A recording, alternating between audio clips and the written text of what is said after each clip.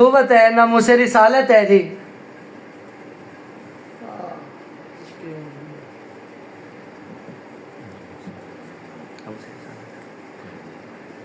اعوذ باللہ من الشیطان الرجیم. بسم اللہ الرحمن الرحیم.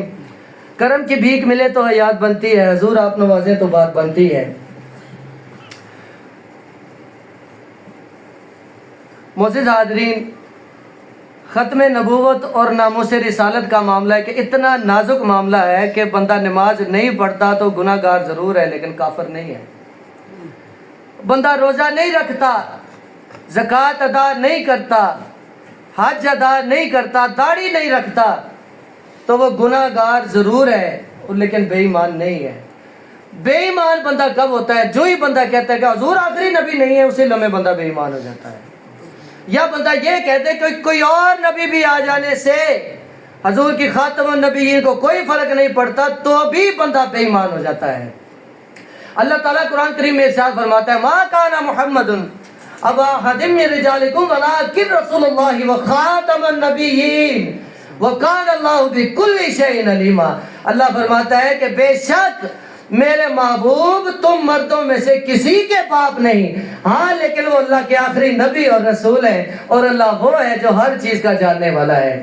پھر اللہ تعالیٰ جب حضور کریم نے حج فرمایا آخری تو اللہ نے فرمایا کہ اے محبوب آج ہم نے آپ کے لیے اس دین اسلام کو پسند فرما لیا، آپ پہ ہم نے اپنا دین مکمل کر دیا اور آپ کے لیے اس دین اسلام کو پسند فرما لیا.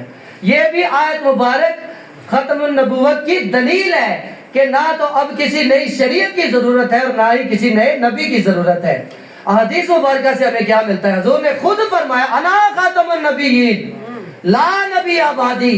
حضور فرماتے ہیں کہ میں اللہ کا آخری نبی ہوں، میرے بعد کوئی نبی نہیں ہے. حضرت عمر رضی اللہ تعالیٰ عنہ سے ارشاد فرمایا کہ اے پیارے عمر، اگر میرے بعد کوئی نبی ہوتا تو وہ تو ہوتا، لیکن اب اللہ کا قانون یہ ہے کہ میرے بعد کوئی نبی نہیں ہے. شیر خدا رضی اللہ تعالیٰ عنہ سے ارشاد فرمایا اے علی تیری نسبت میرے ساتھ ایسی ہی ہے جیسے کہ موسیٰ علیہ السلام کو ہارون علیہ السلام کے ساتھ، لیکن اب اللہ کا قانون یہ ہے کہ میرے بعد کوئی نبی نہیں ہے. تو یہ میرے آقا نے خود ختم نبوت کی دلیل عطا فرمائی. حضرت پیر اپنا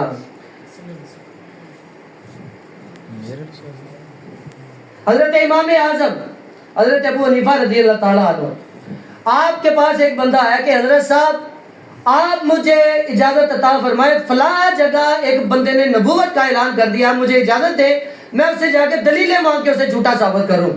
تو امام اعظم حضرت امام ابو حنیفہ رضی اللہ تعالیٰ عنہ فرماتے ہیں کہ وہ خدا کے بندے، اور جس نے نبوت کا دعویٰ کیا ہے وہ تو کافر ہے ہی ہے، اور جو جا کے اس سے دلیل بھی مانگے گا وہ بندہ بھی کافر ہو جائے گا. اتنا نازک مسئلہ ہے عقیدہ ختم نبوت کا. تو پھر پیر مہر علی شاہ صاحب کا آپ نے سارا وہ واقعہ سنا ہوا ہے، تو اس سے آگے چلتے ہیں کہ پیر مہر علی شاہ صاحب نے ان سے کیسے وہ جیتا. بندے کہتے ہیں کہ حضرت صاحب اگر وہ سارے کام وہ کر جاتا تو پیر صاحب ہمارا کیا ہوتا؟ پیر مہر علی شاہ صاحب سے بندے پوچھتے ہیں کہ اگر وہ مرزا آ جاتا، مناظرہ ہو جاتا، اگر اس کا کوئی ایک کام بھی ہو جاتا تو پھر ہمارا کیا بنتا؟ تو پیر مہر علی شاہ صاحب فرماتے ہیں اسی لیے یہ حکمت ہوتی ہے کہ مرشد اور ولی جو بھی کام عطا فرماتے ہیں اس میں اللہ رسول کی مرضی شامل ہوتی ہے اور وہ خود اس میں شامل ہوتے ہیں. فرمایا کہ خدا کے بندو میں خود سے تھوڑی کہہ رہا تھا، نبی پاک میرے سامنے کھڑے تھے وہ فرما رہے تھے، میں کہتا جا رہا تھا. تو یہ اولیاء اللہ کی شان ہے. اس بات سے اولیاء اللہ کی عظمت اور ان کی قدرت کا پتہ چلتا ہے کہ وہ جو چاہے کر سکتے ہیں. تو پھر آگے پاکستان کے حالات ایسے کیوں ہوتے ہیں؟ ہماری بدقسمتی ہے، ظالم امریکہ اور دوسرے تیسرے یہ جس کو بھی پاکستان کی حکومت دیتے ہیں یہ کہہ کے دیتے ہیں کہ پہلا کام، اگر دو کام ذمہ لگاتے ہیں، کہتے ہیں پہلا کام تو نے یہ کرنا ہے کہ عقیدہ ختم نبوت پہ جا کے ڈاکہ مارنا ہے.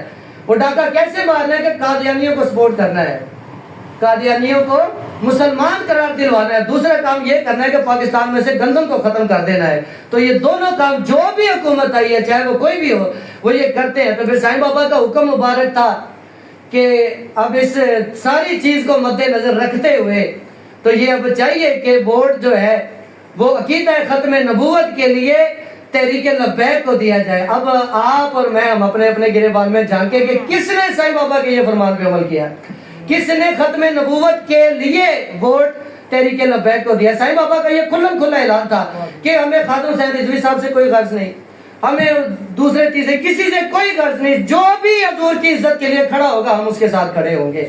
تو جس بندے نے عقیدہ ختم نبوت اور ناموس رسالت کے لیے ووٹ تحریک لبیک کو دیا ہے، اسی کا ایمان سلامت ہے، کیونکہ میرے کریم نے فرمایا تھا جو ووٹ نہیں دے گا اس کے ایمان کو خطرہ ہے۔ تو اللہ تعالیٰ ہمیں اپنے کریم کے نقش قدم پہ چلنے کی توفیق عطا فرمائے۔ جس طرح انہوں نے دل و جان لگا کے 4 سال لگاتار صرف یہی ہمیں پڑھایا کہ بھائی ناموس رسالت کے لیے ان کے ساتھ کھڑے ہو جاؤ، عقیدہ ختم نبوت کے لیے ان کے ساتھ کھڑے ہو جاؤ۔